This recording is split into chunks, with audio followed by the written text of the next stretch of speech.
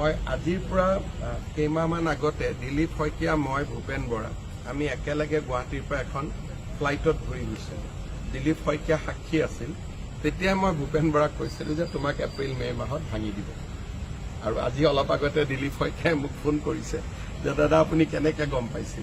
মুখ্যমন্ত্ৰীক মই উৰাজাহাজত দিল্লীৰ পৰা আহোঁতে লগ পোৱাটো সঁচা, আৰু এইটো মই আগতেও আপোনালোকক সংবাদ মাধ্যমৰ আগত এই কথাটো কৈছিলোঁ।